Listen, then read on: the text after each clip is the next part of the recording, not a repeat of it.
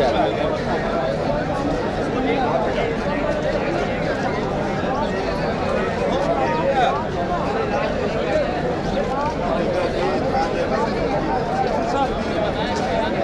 Record ہوگی اس میں؟ آگے سارے آگے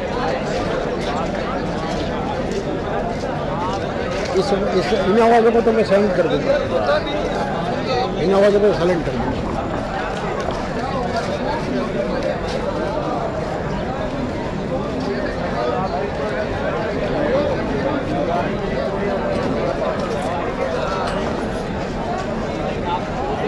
چلو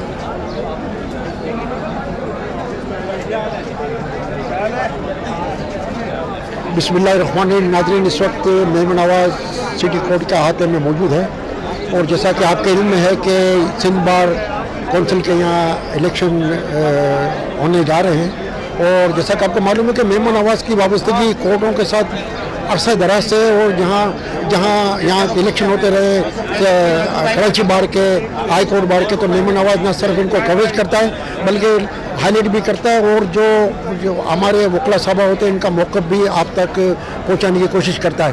تو اس وقت ہمارے ساتھ موجود ہے سندھ بار کونسل کے جو الیکشن ہیں ان کے ممبر کمیٹی سید منصور صاحب. منصور صاحب سے ہم پوچھیں گے. منصور السلام علیکم. وعلیکم السلام. منصور صاحب یہ بتائیں کہ ماشاءاللہ آپ کے یہاں الیکشن ہونے جا رہے ہیں اور آپ امیدوار ہیں.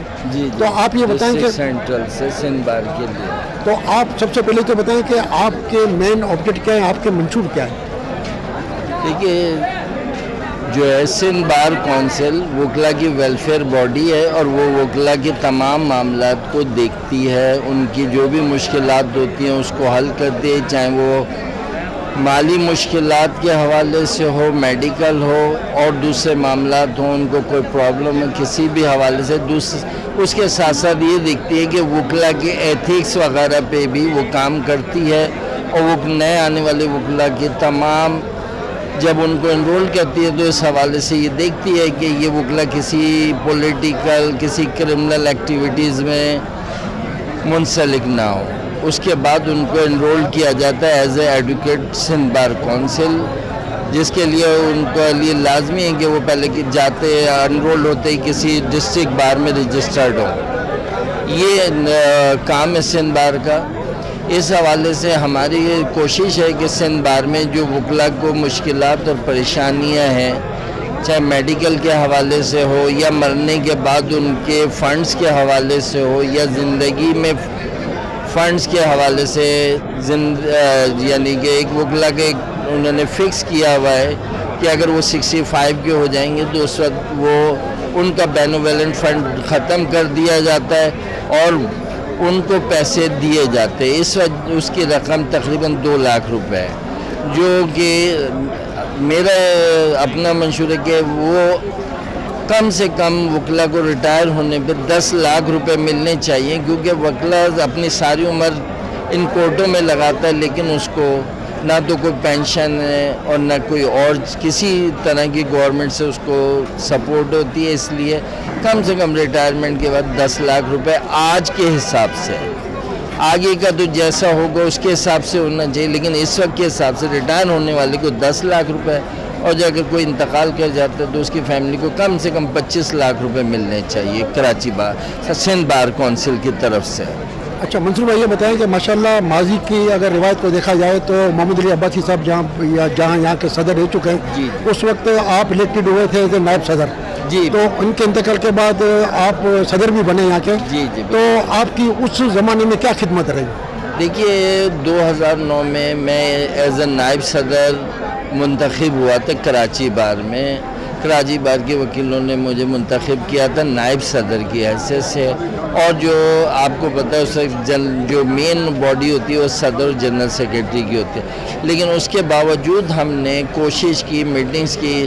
یہ جو لاک اپ بنا اس حوالے سے ہم نے اس وقت کے چیف جسٹس سے میٹنگ کی کہ ادھر لاک اپ بنایا جائے تاکہ قیدی جو آتے ہیں ان کے لیے آسانی ہو، یہاں وہ سکون سے بیٹھ سکیں، ان کو یہاں تاکہ اپنے اپنے کیسوں میں اپیئر ہو سکیں. جس پر چیف جسٹس نے کہا کہ ہم اس پہ عمل کریں گے، اور اسی حوالے سے اس وقت ہم نے یہاں وکلا کے شیڈ تھے ان کی باہمی رضامندی سے یہ شیڈ خالی کرا کہ اس جگہ اس لاک اپ کی بنیاد رکھوائی تھی.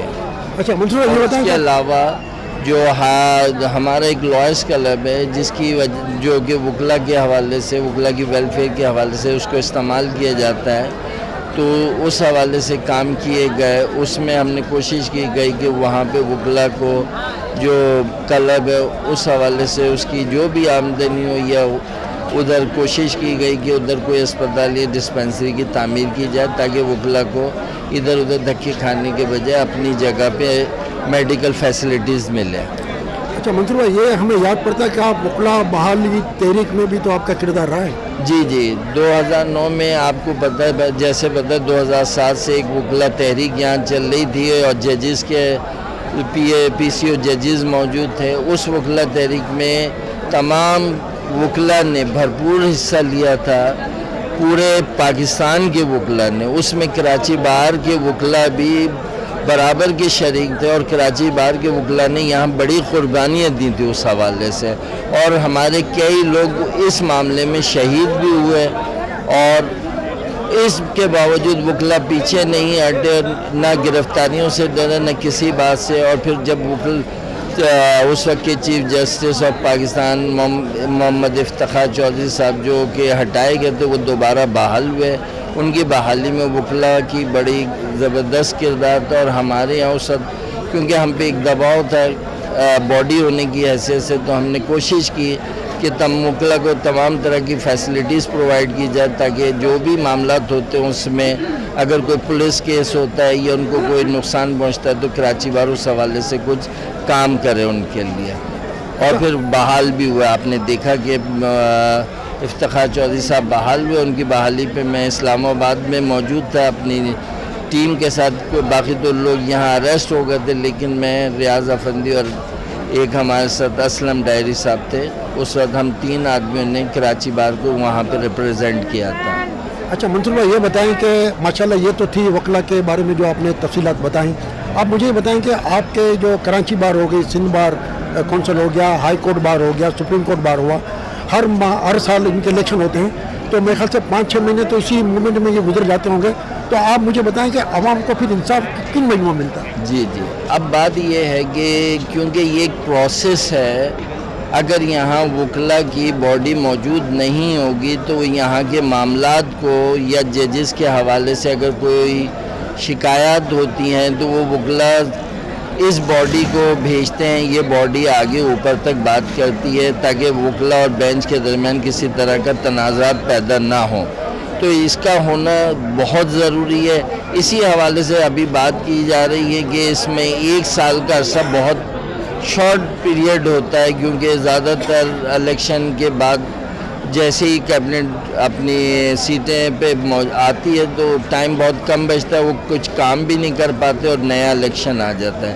تو اس بات سجیشن گئی کہ اس الیکشن کو 2 سال کا کر دیا جائے تو بہت ممکن ہے اس پہ 2 سال عمل درآمد ہو جائے گا تو انشاءاللہ 2 سال بعد الیکشن ہوا کریں گے. اچھا منصور بھائی یہ بتائیں کہ وکیل ماشاءاللہ آدھے جج ہوتے ہیں. جی جو سائلین ان کے پاس آتے ہیں تو ان کے کیس کی نوعیت دیکھ کے ان کو اندازہ ہو جاتا ہے کہ یہ میرا جو کلائنٹ سے کتنا صحیح ہے کتنا غلط ہے. تو آپ مجھے بتائیں کہ اگر غلط آدمی کا بھی کیس لڑا جاتا ہے یا صحیح تو اپنی جگہ صحیح ہوتا ہے تو پھر یہاں انصاف کی مطلب ہے کہ آپ اس کو کیسے قائم کر سکتے ہیں؟ جی دیکھیے اب سب سے بڑی بات یہ ہے کہ جو سائلین آتے ہیں، جو بھی سائل آتا ہے وہ کبھی یہ نہیں کہتا کہ میں غلط ہوں. وہ وکیل کو اپنا سچا ثابت ہونے کے تمام ثبوت دیتا ہے جس پہ وکیل اس کی بات پہ اعتبار کرتے ہوئے اس کی طرف سے اپیئر ہوتا ہے. اور پھر اس کا فیصلہ کورٹیں کرتی ہیں کہ دونوں فریقین میں سے سچا کون ہے، اس کا فیصلہ عدالت کرتی ہے. لیکن کیونکہ وکیل کا کام کوئی انویسٹیگیشن کے حوالے سے نہیں ہے لیکن اس کے پاس جو کاغذات آئیں گے یا جو زبانی وہ بتاتا ہے فیکٹس وغیرہ، اس فیکٹس کی بنیاد پہ وکیل اس کے جو وہ کہتا ہے اسے سچ سمجھتے ہوئے کورٹ میں اس کی طرف سے اپیئر ہوتا ہے. اور پھر دوسرا وکیل بھی اسی پوزیشن میں ہوتا ہے، وہ بھی اپنے کلائنٹ کی طرف سے پیش کی گئی فیکٹس اور جو ڈاکومنٹری ایویڈنس ہے اس کی بیس پہ اپیئر ہوتا ہے. پھر ان دونوں کو دیکھتے ہوئے کورٹیں فیصلہ کرتی ہیں ان میں سے صحیح کون ہے. کیونکہ وکیل جج نہیں ہوتا ہے، وہ فیصلہ نہیں کر سکتا اس کے پاس آنے والا غلط ہے یا صحیح ہے۔ اچھا منصور بھائی کہتے ہیں کہ justice is delay justice is denied, جی تو بالکل۔ آپ کیا سمجھتے ہیں کہ ہمارے یہاں نظام میں انصاف ہے، وہ اپنا پراپر کام کر رہے ہیں؟ دیکھیے اس میں بہت ساری خامیاں ہیں، کیونکہ یہ ہم سے ہی نکل کے ججز بنتے ہیں، عام آدمی جو کہ وہ وکیل بنتا ہے پھر جج بنتا ہے، تو عام آدمی کی ابھی سوچ جس حساب سے ہوتی ہے اس حساب سے وہ سیٹ پہ آنے کے باوجود اب کیونکہ ایک چیز کو کسی چیز کو ایک آدمی کو سچا اور ایک آدمی کو جھوٹا ثابت کرنے کے لیے تمام ثبوت، جب تک تمام ثبوت کورٹ کے سامنے نہیں آئیں گے اس کا فیصلہ کرنا انتہائی مشکل ہوتا ہے، اور اگر جلد بازی میں فیصلہ کیا جائے تو یہ کسی کے لیے نقصان دہ ہوتا ہے۔ لیکن غیر ضروری تاخیر جو ہے وہ نہایت غلط ہے۔ ججز سے اس حوالے سے جو ہماری کونسلز ہیں، بار کونسلز ہیں، کراچی بار، ہائی کورٹ بار، سندھ بار، اس حوالے سے مسلسل کوشاں ہیں کہ کیس کے فیصلے جلد کیے جائیں تاکہ لوگوں کا عدالتوں پہ اعتماد بحال ہو، کیونکہ اگر لوگوں کا عدالتوں پہ اعتماد بحال نہیں ہوگا تو وہ پھر خود فیصلے کرنے کی طرف چلے جائیں گے۔ اچھا منصور بھائی آخر میں یہ بتائیں کہ میمن نواز کو آپ کب سے دیکھ رہے ہیں اور ان کے بارے میں آپ کیا کہیں گے؟ دیکھیے میں 94 سے اس وکالت کی فیلڈ میں ہوں، اور تقریباً میرے حساب سے 4-5 سال یعنی 99 سے میں میمن نواز کو ایک عرصے سے دیکھ رہا ہوں۔ میں ان کی طرف سے لیگل ایڈوائزر بھی رہا ہوں تاکہ اگر ان کی طرف سے کوئی لوگ جو ضرورت ہو وہ مجھے اپروچ کر سکیں۔ ان کی طرف سے میمن اخبار میں میرے لیگل ایڈوائزر ہونے کے حوالے سے میمن اخبار والے دیتے ہیں، اگر کسی کو کوئی تکلیف ہے تو وہ مجھ سے بغیر کسی معاوضے اور اس کے رجوع کر کے مشورے لے سکتے ہیں، جس پہ میمن اخبار اس کے ساتھ ساتھ ویلفیئر کا کام بھی کر رہی ہے۔ ناظرین یہ تاثرات تھے سید منصور احمد صاحب کے، جو اپنے خیالات کا اظہار کر رہے تھے، اور جیسا کہ آپ جانتے ہیں کہ کہتے ہیں کہ کفر کی جو ہے حکومت قائم رہ سکتی ہے، لیکن جس معاشرے میں انصاف نہ ہو وہ حکومتیں قائم نہیں رہتی۔ ہمارے یہاں کا کیا نظام عدل ہے آپ بہتر جانتے ہیں، منصور بھائی نے بھی کافی چیزیں وضاحت کی اس بارے میں، تو ہم امید رکھتے ہیں کہ جو امیدوار بھی اگر اس پلیٹ فارم سے آتے ہیں تو عوام الناس کے ساتھ وطن عزیز کے لیے بھی خاطر خواہ اپنی خدمت سر انجام دیں گے۔ اللہ حافظ۔